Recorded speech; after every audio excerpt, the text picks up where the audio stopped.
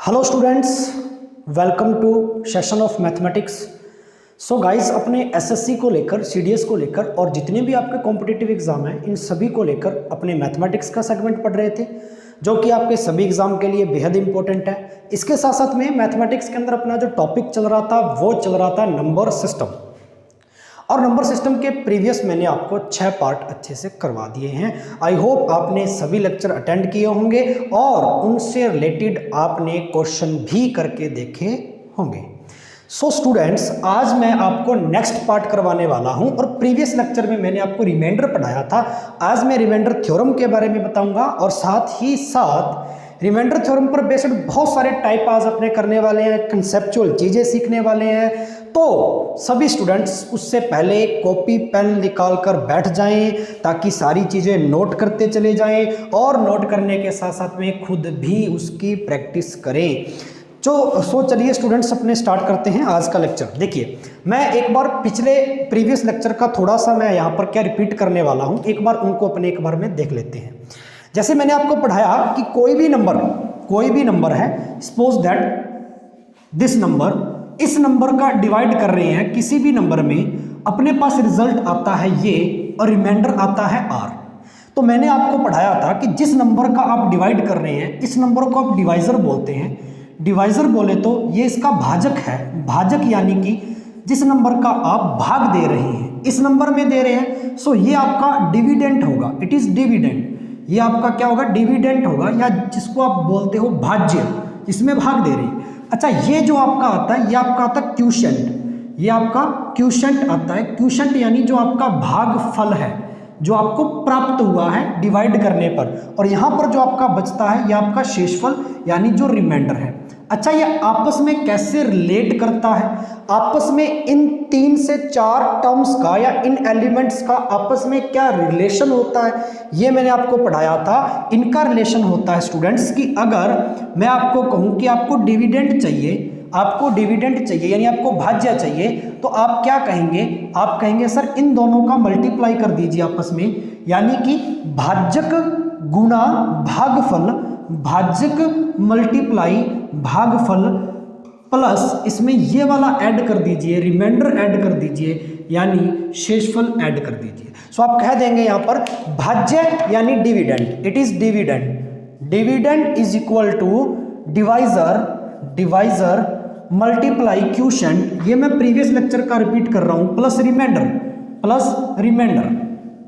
Yes और no? So ये अपने पास एक थ्योरम बनती है और इस थ्योरम पर बेस्ड अपने प्रीवियस लेक्चर के अंदर बहुत सारे क्वेश्चन मैंने आपको करवाए थे। आई होप आप सभी को समझ में आए होंगे। अच्छा, आज अपने पढ़ने वाले हैं नेक्स्ट अगले कंसेप्ट पर बात करेंगे। तो अगला कंसेप्ट मैं अभी थोड़ा सा क्या है आपसे शेयर करने वाला हूं, देख लीजिएगा स्टूडेंट्स।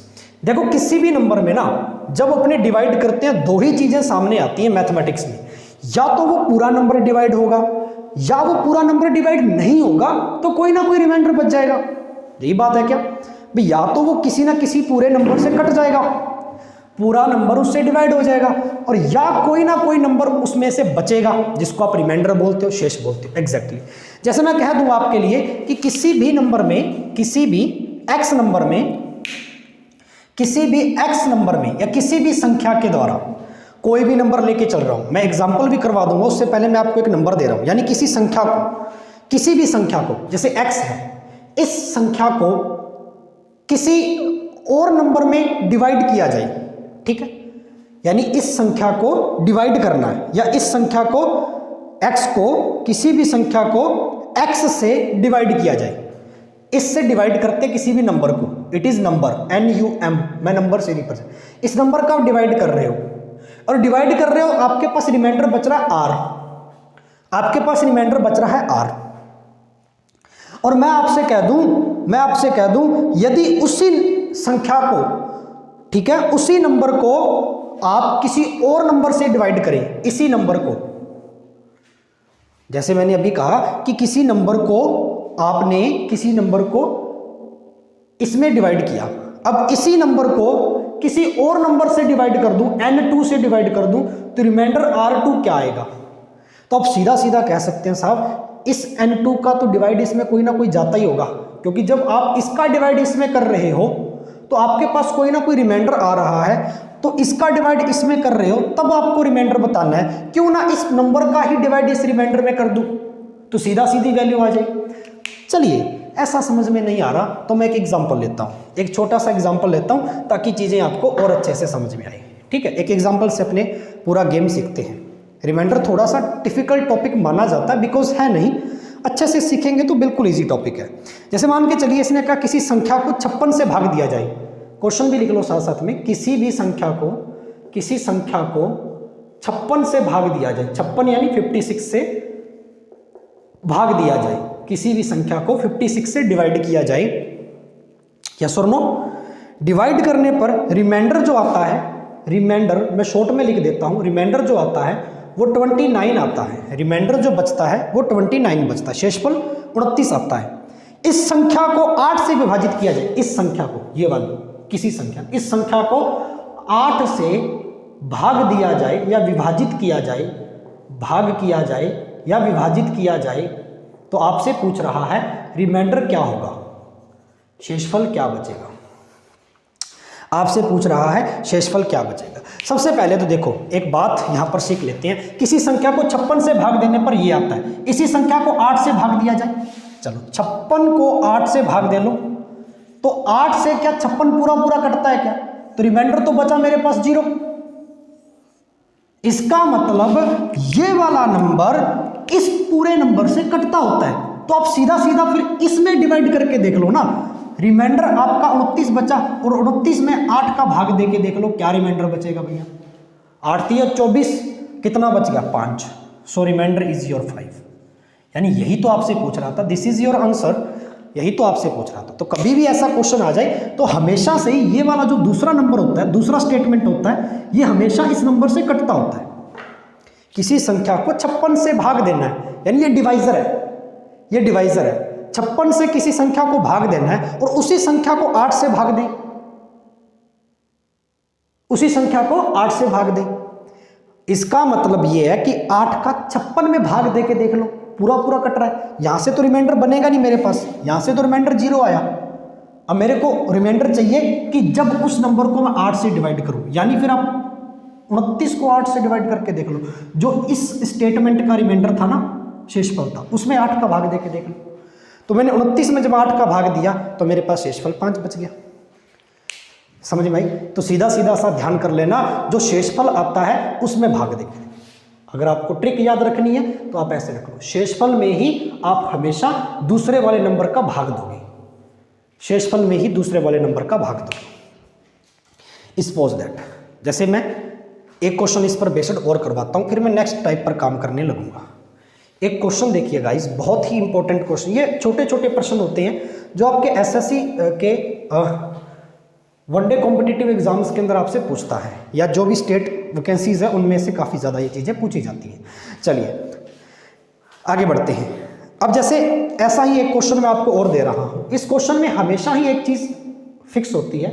अभी देख लीजिए क्वेश्चन क्या है, किसी संख्या को 624 से भाग, किसी भी नंबर को 624, मैं शॉर्ट में लिख रहा हूँ, किसी भी नंबर को 624 से भाग किया जाए तो रिमाइंडर 53 आता है, रिमाइंडर 53 आ रहा है।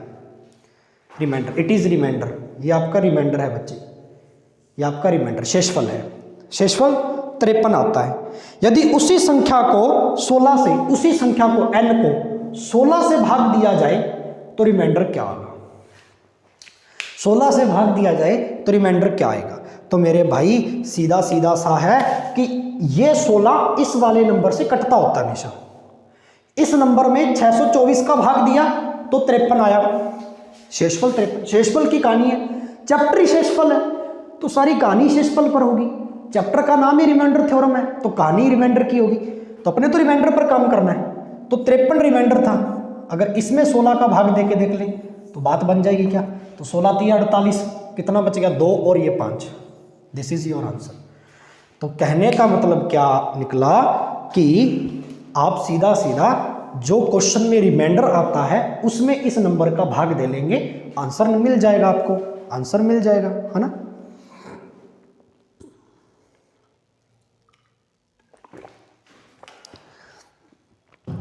अरे इतनी बात समझ में आई क्या स्टूडेंट्स? चलिए, तो इस पर बेस्ड जितने भी छोटे छोटे क्वेश्चन हैं आप खुद निकाल कर देखेंगे, आपकी बुक में से मिल जाएंगे। ठीक है, चलिए अब नए कंसेप्ट पर काम करते हैं। आज का जो नया कंसेप्ट क्या है उस पर ज़रा अपने फोकस करते हैं। आइए देखिए कैसा है वो कंसेप्ट। जैसे मान के चलिए मेरे पास कोई भी नंबर है x प्लस ए। इस नंबर में मैंने किसी भी नंबर का डिवाइड कर दिया। x प्लस ए कोई भी मेरे पास नंबर है, इसमें मैंने डिवाइड कर दिया। आप अलग अलग डिवाइड, अब बच्चा क्या करता है इसमें पूरा डिवाइड करता है। मैं कहता हूं पूरा डिवाइड करने की जरूरत नहीं है, ऐड करने की जरूरत नहीं है, अलग अलग डिवाइड कीजिए। x में n का डिवाइड कर दिया, a में n का डिवाइड कर दिया, अलग अलग डिवाइड हो गया। ठीक है, अब n की जगह कोई नंबर ले लो ना, n की जगह चलो x ही मान के चलो। सपोज दैट मेरे पास नंबर भी x है, x प्लस है ना, x ही लेके चलते हैं ताकि चीजें और आसान हो जाएंगी, बड़ी नहीं बनेगी। अब ये x से तो x कट गया, यहां तो कोई रिमाइंडर बचा नहीं, 0। यदि मैं इस x का डिवाइड a में करूंगा तो मेरे पास यहां शेषफल क्या बचेगा, यहां जो रिमाइंडर बचेगा वो क्या बचेगा, a बचेगा। क्या यहां जो रिमाइंडर बचेगा बच्चे वो क्या बचेगा, यानी कि x प्लस a में अगर मैं x का डिवाइड करता हूं तो मेरे पास शेषफल क्या बचता है, भाग देने पर रिमाइंडर क्या बचता है, a बचता है। अब इस नंबर का मैं स्क्वायर कर दूं ऊपर वाले का, x प्लस a की होल स्क्वायर, तो आपने फॉर्मूला लगा दिया a प्लस b की होल स्क्वायर, a की square plus 2ax plus b की स्क्वायर a की। अब डिवाइड कर रहा हूं x का, नीचे तो डिवाइड x का करना ही है, नीचे तो भाग अपने x का ही दे रहे हैं। अब इस x से ये x पूरा पूरा कट जाएगा, क्या x का मल्टीपल है। इसमें अगर डिवाइड करूंगा x का तो x का ये मल्टीपल है, x इसमें है ना, ये भी पूरा पूरा डिवाइड होगा, रिमाइंडर 0 बचेगा। और जब मैंने इसमें डिवाइड करना शुरू किया तो मेरे पास जो रिमाइंडर बचा वो ये बचा, a स्क्वायर, क्योंकि a स्क्वायर में कहीं भी x का मल्टीपल था ही नहीं। इसका मतलब जब मैंने x का डिवाइड किया तो मेरे पास शेषफल क्या बचा मेरे बच्चे, शेषफल क्या बचा, a स्क्वायर बचा। शेषफल क्या बचा, a स्क्वायर बचा। इसका मतलब जब आप किसी भी नंबर में x में किसी भी n का डिवाइड दे रहे हो, किसी भी नंबर का, तो रिमाइंडर r बचता है, रिमाइंडर r बचता है। तो अगर आप इसकी स्क्वायर कर दोगे, x की स्क्वायर में अगर n का डिवाइड करते हो तो रिमाइंडर हमेशा r की स्क्वायर बचेगा, रिमाइंडर हमेशा r की स्क्वायर बचेगा। अगर ये नंबर बड़ा है इस n से तो n का डिवाइड और कर देंगे। इसका मतलब जैसे जैसे आप इस संख्या को बढ़ाते चले जा रहे हो, इस संख्या में कोई नई चीज और परफॉर्मेंट करवा रहे हो, जैसे जैसे इस पूरे नंबर में आप परफॉर्मेंस दे रहे हो, क्या रिमाइंडर भी वैसे वैसे परफॉर्म कर रहा है क्या। जब आपने x में n का डिवाइड किया तो रिमाइंडर r आया, x स्क्वायर में n का डिवाइड किया तो r square divide by n आया। यही कहानी यहाँ पर थी, x प्लस a में x का डिवाइड किया तो रिमाइंडर a आया, जब उसका होल स्क्वायर कर दिया तो स्क्वायर में रिमाइंडर आया। ये बात समझ में आई। अब मैं पूरा पैटर्न चेंज करने वाला हूँ, देख लो यहाँ पे, ये ऊपर एग्जाम्पल दिया था, ये एक एग्जाम्पल था। जब यहाँ पर नंबर्स में खेलेंगे ना, जब क्वेश्चन करेंगे तब चीज़ें, अब ये question SSC point of view से बहुत, सीडीएस और एसएससी बहुत पूछता है इस पर क्वेश्चन। ठीक है, ये चीज़ें ध्यान में रखना। अब जैसे मान के चलिए मैं इस नंबर को परफॉर्म करवा दूँ 2x से, 2x में n का डिवाइड करूँगा तो रिमाइंडर भी वैसे ही परफॉर्म करेगा 2r/n। क्या रिमाइंडर भी वैसे ही परफॉर्म कर रहा है क्या, अरे हाँ या ना। जैसे मैं 5x की क्यूब डिवाइड बाय n कर दूं तो क्या रिमाइंडर भी मेरा वैसे ही बचेगा क्या, 5r की क्यूब डिवाइड बाय n। क्या मेरा रिमाइंडर भी वैसे वैसे परफॉर्म कर रहा है क्या। ठीक है, ये वाला रिमाइंडर वाला सेगमेंट है, इट इज शेषफल, कि जैसे जैसे मैं नंबर्स में चेंज करता चला जा रहा हूं, जैसे जैसे मैं नंबर्स में परफॉर्म करता चला जा रहा हूं, क्या वैसे वैसे मेरा रिमाइंडर भी परफॉर्म नहीं कर रहा क्या। 2x डिवाइड बाई n तो आगे 2r डिवाइड बाई r का मतलब शेषफल, 5x की क्यूब डिवाइड बाई n तो रिमाइंडर भी 5r की क्यूब डिवाइड बाई n आएगा। ये कैसे सीखा, जब मैंने अभी x plus a divide by x वाला एग्जाम्पल पढ़ाया था उसके माध्यम से सीखा। स्क्वायर करके देखा था तो x स्क्वायर a स्क्वायर नहीं आया था क्या, अभी रिमाइंडर a स्क्वायर आया था। तो ये लो x square divide by n, remainder r square.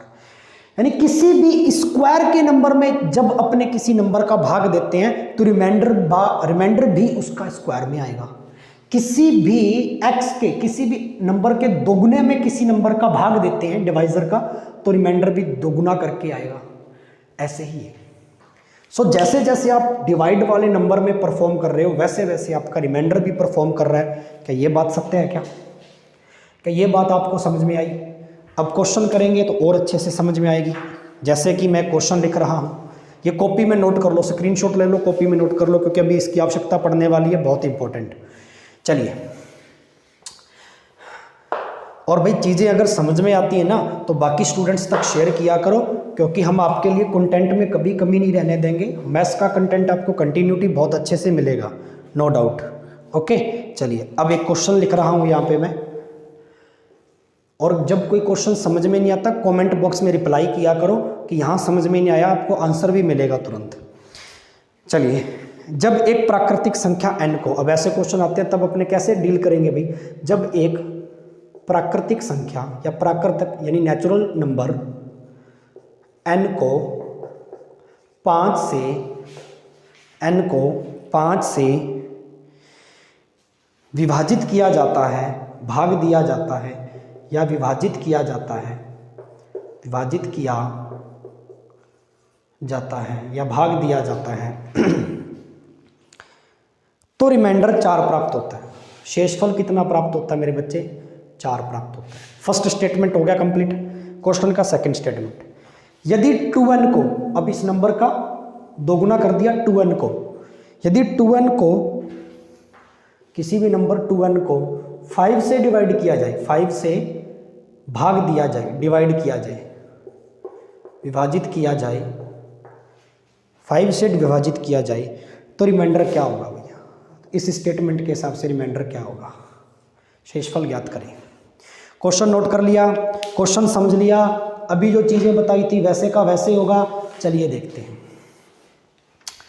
किसी भी n नंबर में 5 का भाग दिया तो रिमाइंडर, जैसे क्वेश्चन में कह रहा है 4 आया, क्वेश्चन में यही कह रहा है क्या? जब किसी n नंबर में, ध्यान से देख लो बेटा, 5 से विभाजित किया तो रिमाइंडर 4 आया।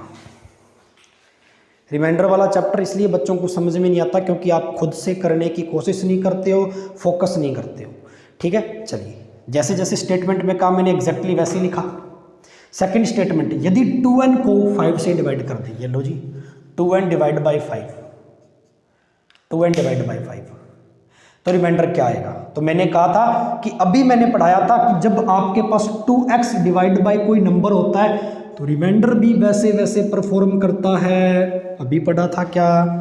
तो ये वाला रिमाइंडर 4, n की जगह पर 2 × 4 डिवाइड बाई 5, 4 दूनी 8 डिवाइड बाई 5, शेषफल कितना आएगा भैया? 5 एकम 5 3। चलो जी, दिस इज योर आंसर। कितना आसान हो गया। जब कंसेप्ट नहीं था तब ये क्वेश्चन बेहद कठिन लग रहा था भाई, कैसे सोल्व करें, n की जगह पर क्या नंबर लेके चले। लेकिन जैसे ही मेरे पास कॉन्सेप्ट आया तो मैं समझ गया कि भैया कहानी आसान है। भाई इतनी बात समझ में आई, मज़ा आया तो लाइक करना। तो यही चीज़ मैंने अभी पढ़ाई थी। अभी और भी क्वेश्चन करेंगे, चिंता की आवश्यकता नहीं है, क्वेश्चन खूब हैं अपने पास, क्वेश्चन खूब करो बेटा, क्वेश्चन में कहीं भी कमी नहीं रहेगी। ठीक है, लेकिन अभी ये जो कॉन्सेप्ट पढ़ाए थे, ये पिछले वाले मैंने 4 से 3 चीज़ें लिखी थी, उनको जरा ध्यान में रखना। नेक्स्ट क्वेश्चन उतार लिया सभी ने, आंसर आ गया सभी का। चलिए नेक्स्ट क्वेश्चन देखिए, जब किसी नंबर n को, नेक्स्ट क्वेश्चन, जब किसी नंबर n को 7 से विभाजित किया जाए या भाग दिया जाए, 7 से डिवाइड किया जाए, 7 से डिवाइड किया जाए, 7 से डिवाइड किया जाए तो रिमाइंडर यानी शेषफल 5 बचता है, 5 प्राप्त होता है। तो शेषफल 5 प्राप्त होता है जब n स्क्वायर को, अब स्क्वायर वाला नंबर दे दिया, जब n स्क्वायर को, पहले 2n था, अब n स्क्वायर को 7 से डिवाइड करें, 7 से, इसी नंबर से 7 से भाग दें तो शेषफल क्या होगा, तो रिमाइंडर क्या होगा बेटा, जल्दी बताना। सेम टू सेम अभी पढ़ाया था, अगर याद हो तो, कि जैसे कोई भी नंबर n स्क्वायर या जैसे कोई भी x स्क्वायर नंबर है उसमें मैं किसी भी n का डिवाइड करता हूं तो रिमाइंडर भी वैसे ही परफॉर्म करेगा r square divide by n। ये अभी चीज पढ़ाई थी क्या, अप्लाई कर दो। किसी भी n में 7 का डिवाइड कर रहे हो तो मेरे बच्चे रिमाइंडर क्या बच रहा है, 5 बच रहा है, यही बात है। अब मैं n स्क्वायर में या n स्क्वायर को 7 से डिवाइड करूं, 7 से, तो यहाँ पर देख लीजिए n स्क्वायर डिवाइड बाई 7, तो रिमाइंडर भी कितना आ जाएगा, r square divide by 7। r square कितना है 5, 5 का स्क्वायर डिवाइड बाई 7, 5 का स्क्वायर कितना होता है 25/7, कितना शेषफल आया अभी 7 या 21, 4 बच गया। दिस इज योर शेषफल, दिस इज योर रिमाइंडर। भाई ये बात पूरी एग्जैक्टली समझ में आई क्या, यस और नो करिए जल्दी से जल्दी कमेंट बॉक्स में, ठीक है जी। अच्छा लगा कॉन्सेप्ट, ऐसे क्वेश्चन अपने बहुत अच्छे टाइप के बनते हैं, एग्जाम्स में आते हैं, और ये चीज़ें अपने को ऐसे बहुत ही कम टाइम में सोल्व करनी है। एक क्वेश्चन और करते हैं ताकि चीज़ें और आपको समझ में आए। नोट कर लिया, स्क्रीनशॉट ले लिया, चलें नेक्स्ट क्वेश्चन। आज मैं बहुत सारे क्वेश्चन और बहुत सारे कॉन्सेप्ट आपको करवाने वाला हूं, सो नो डाउट, बिल्कुल भी चीज़ें डाउट में नहीं रखनी। चलिए नेक्स्ट क्वेश्चन, किसी भी नंबर में, थर्ड क्वेश्चन, किसी भी नंबर में, किसी नंबर n में, यहाँ पर n लिख दूँ, किसी भी n नंबर में 17 का डिवाइड किया जाए, भाग दिया जाए, 17 का डिवाइड किया जाए तो रिमाइंडर, बहुत एक ही टाइप के क्वेश्चन है बस थोड़ा थोड़ा चेंज है, तो रिमाइंडर 12 बचता है या प्राप्त होता है, प्राप्त होता है। 12 अपना रिमाइंडर शेषफल बचता है। इस संख्या के वर्ग के 2 गुने को, अब इसने हिंदी में लिख दिया, इस संख्या के n के, इस संख्या के वर्ग के 2 गुने, स्क्वायर का 2 गुना, वर्ग के 2 गुने, डबल करना है, 2 time of square, this number of 2 time is a square, 2 time दुगना कर दिया स्क्वायर का, ठीक है। दोगुना को इसी नंबर से डिवाइड किया जाए, इसी नंबर से, यानी कि 17 से डिवाइड किया जाए, 17 से डिवाइड किया जाए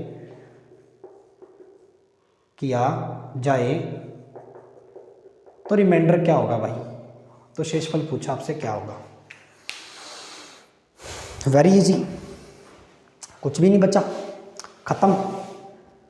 देख लो अभी पढ़ाया था सर आपने, किसी भी x में, किसी भी x का स्क्वायर करके उसका 2 टाइम करके n का नंबर दे दूं तो रिमाइंडर कैसे परफॉर्म करेगा, 2r square divide by n, remainder ऐसे ही परफॉर्म करेगा क्या। अभी पढ़ा के हटाऊं जस्ट, यही तो बात कही है ना, n में 17 का भाग देना है, n में 17 का भाग देना है। रिमाइंडर, इधर रिमाइंडर लिख लिया करो, लिखने का तरीका सीखो ना। रिमाइंडर कितना प्राप्त होता है, क्वेश्चन में कितना गिवन कर रखा भैया, 12 कर रखा है। ये कहता है कि इसी नंबर का स्क्वायर कर दूं और उसका 2 टाइम कर दूं और उसी 17 का डिवाइड कर दूं तो रिमाइंडर कितना आएगा। 12 की वैल्यू रख दो यहाँ पे, रिमाइंडर भी वैसे ही परफॉर्म करेगा। 2 × 12 की स्क्वायर 144, n का स्क्वायर यानी कि 12 की स्क्वायर, क्योंकि यहाँ पर n की जगह रिमाइंडर रखेंगे ना r, रिमाइंडर कितना है 12 है, डिवाइड बाई 70, देख लो 144 दूना 8, 8 2 17, 17 का भाग दे लो भैया, कितना बचेगा, 17 एकम 17, ठीक है भैया। 8 और 3 11, 118, 16 बचा क्या रिमाइंडर, सीधा सीधा शेषफल कितना बचा भैया, 16 बचा क्या। मज़ा आया। अब ये भी इतना बड़ा करने की ज़रूरत नहीं थी, यहाँ पर कन्फ्यूज़न हो जाती कि इतना टाइम नहीं है कि डिवाइड 288 में 17 का भाग देने बैठे। ये चीज़ भी सिखा दूंगा अभी, इतनी चीज़ समझ में आएगी। ये चीज़ सीखने के लिए नेगेटिव रिमाइंडर सीखना पड़ेगा, कॉन्सेप्ट ऑफ नेगेटिव रिमाइंडर। ये चीज़ सीखने के लिए नेगेटिव रिमाइंडर सीखना पड़ेगा बच्चे। चलो थोड़ा सा नेगेटिव रिमाइंडर की ओर मैं डाल दूँगा आपको। अच्छा देख लो भैया, नेगेटिव रिमाइंडर सीख लो। ये क्वेश्चन समझ में आया कि नहीं आया? नेगेटिव रिमाइंडर सिखाते हैं बेटा। नेगेटिव रिमाइंडर बहुत इंपॉर्टेंट चीज़ है, क्योंकि अभी तक हमने हमेशा ही सिंपल डिवाइडेशन रूल में हमने रिमाइंडर को पॉजिटिव सीखा है कि हमेशा किसी भी नंबर में, जैसे मैं कोई नंबर है यहाँ पर मेरे पास 11 एक नंबर है और 11 में मैं अगर 3 का डिवाइड करूँ, ठीक है, तो 3 3 या 9, हमेशा मेरा पॉजिटिव रिमाइंडर ही आता है, 2 आ गया। अगर इसी 11 में मैं 3 का डिवाइड करूँ और मैं रिमाइंडर नेगेटिव लेके आना चाहूँ तो मैं कहूँगा 4 3 या 12, एक ज़्यादा आ गया लेकिन माइनस का 1 आ गया, इट इज़ नेगेटिव रिमाइंडर। लेकिन एक बात देखो, नेगेटिव रिमाइंडर एक्चुअल में कभी मैथमेटिक्स में यूजेबल नहीं है, लेकिन इससे कैलकुलेशन इजी हो जाएगी। वो सिखाता हूं कैलकुलेशन इजी कैसे होगी। -1 नेगेटिव रिमाइंडर आया और -1 में अगर मैं ये 3 ऐड कर दूं, डिवाइजर ऐड कर दूं, तो प्लस का 2 बचेगा क्या? तो एक्चुअल में क्या प्लस का 2 ही आ रहा था क्या? रिमाइंडर देखना, एक्चुअल में प्लस का 2 ही आ रहा था क्या? सेम टू सेम आ गया ना। बस यही चीज होती है कि सीधा ना डिवाइड करके अगर मैं थोड़ा सा नेगेटिव रिमाइंडर की ओर चल पड़ूं तो मेरा सीधा सीधा आंसर आ जाएगा। जैसे भी ये चीज़ मैंने अभी आपको पढ़ाई कि जब आप आंसर निकाल रहे थे बेटा, तब आपके पास 288 बचा था और उसमें आपने 17 का भाग दिया था। अब 17 की स्क्वायर आपको याद होगी कि 289 होती है, बिल्कुल होती है सर। और यहां पर क्या पड़ा मेरे पास? 288, तो मैं 289 ले लूं भाई। अगर मैं 288 में 17 का डिवाइड करूं तो मैं 289 तक डिवाइड कर लेता हूं, 17 टाइम जाएगा, लेकिन रिमाइंडर कितना बचेगा? माइनस का। मैं नेगेटिव रिमाइंडर इसलिए लेके गया क्योंकि अब कैलकुलेशन इजी हो जाएगी। अब मैंने सीधा सीधा डिवाइडर इसमें ऐड कर देना है, डिवाइजर ऐड कर देना, -1 प्लस का 17 इज इक्वल टू प्लस का 16। तो क्या मेरा आंसर 16 ही नहीं आ रहा था क्या पहले? क्या मेरा आंसर 16 ही नहीं आ रहा था क्या पहले? यस और नो बताइएगा। आप कहेंगे सर आ रहा था। इसलिए नेगेटिव रिमाइंडर हमेशा चीजों को इजी बना लेता है, कैलकुलेशन इजी बना लेता है। यस और नो। चलिए आगे आगे बढ़े भाई, ठीक है, नेक्स्ट पार्ट करें। चलिए भाई, बहुत ही इंपॉर्टेंट ये आपका सेगमेंट है, ऐसे आपको क्वेश्चन करके देखने हैं। It's very important segment. Okay, चलिए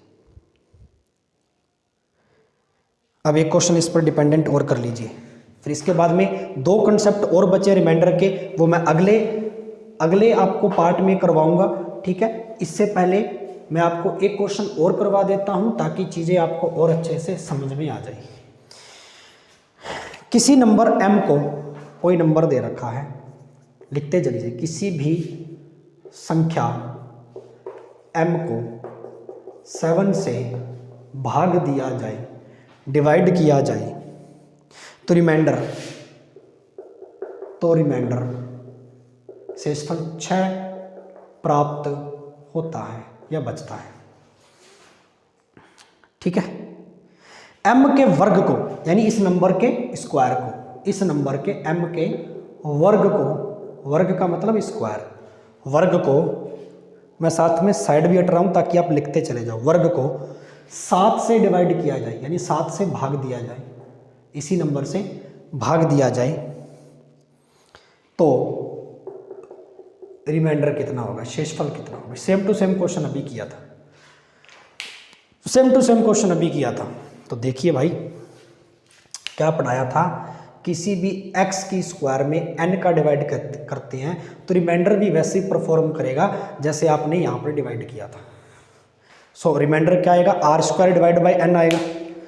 तो वेरी इजी, वेरी इजी, सीधा सीधा देख लो।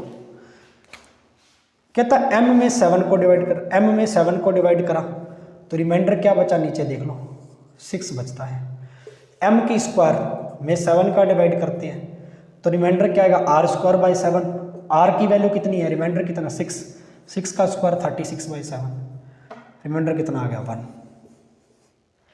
35, 7 5 जा 35, 36 से शेषफल कितना आ गया 1। यही तो आंसर है अपना। चीज़ें समझ में आई क्या, गॉट इट? बताइए, थम्स अप कीजिए, समझ में आया क्या चीज़? तो अब इस टाइप के क्या रिमाइंडर वाले आप कॉन्सेप्चुअल क्वेश्चन कर लोगे क्या? अब ऐसे आपको बुक में से ढूंढने और क्वेश्चन करके देखने हैं। ये रिमाइंडर का सेकंड पार्ट था। कल मैं एक रिमाइंडर थ्योरम का एक पार्ट और करवाऊंगा, last and final. Number system का ही सेगमेंट है। नंबर सिस्टम के अंदर मैंने रिमाइंडर का एक पार्ट प्रीवियस करवा दिया, ये रिमाइंडर का सेकंड पार्ट है। अब मैं रिमाइंडर का आपको थर्ड पार्ट करवाऊंगा कल नेक्स्ट लेक्चर में, यानी कि ठीक है। उसमें अपने सीखेंगे और भी 2 से 3 बड़े बड़े कंसेप्ट या इंपॉर्टेंट कंसेप्ट जो आपके एग्जाम्स में आते हैं। सो स्टूडेंट्स, आज के लिए इतना ही। अब मैं आपसे इजाज़त चाहता हूँ। ज़्यादा से ज़्यादा वीडियो को शेयर करना है स्टूडेंट्स, और लाइक करना है। चीज़ें समझ में आ रही हैं? अगर कहीं भी कोई डाउट है, कमेंट बॉक्स खाली पड़ा है, आप ही के लिए मेंशन कर दीजिए, रिप्लाई आएगा। अब जितने भी स्टूडेंट तैयारी कर रहे हैं एसएससी के लिए, सीरियस हो जाए। अभी आपकी जितने भी एग्जाम्स होने वाले एमटीएस वगैरह, तो काफ़ी इंपॉर्टेंट सेगमेंट मैं आपको पढ़ा रहा हूँ। सीधे सीधे आपके क्वेश्चन में आपके एग्जाम्स में क्वेश्चन आने वाले हैं। इसके साथ साथ में अभी सीपीओ एसआई दिल्ली पुलिस की वैकेंसी आने वाली है। इसके साथ साथ में आरआरबी रेलवे की आने वाली है। तो सभी स्टूडेंट्स के लिए मोस्ट इंपॉर्टेंट ये सेशन अभी आगे आने वाले सभी मैथ्स के होने वाले। नंबर सिस्टम के बाद में मैं आपको चैप्टर पढ़ाने वाला हूं, या तो मैं सिंप्लीफिकेशन पढ़ाऊंगा या मैं आपको मेंसुरेशंस पढ़ाने वाला हूं, क्षेत्रमिति। सो गाइस, तब तक के लिए थैंक यू, धन्यवाद।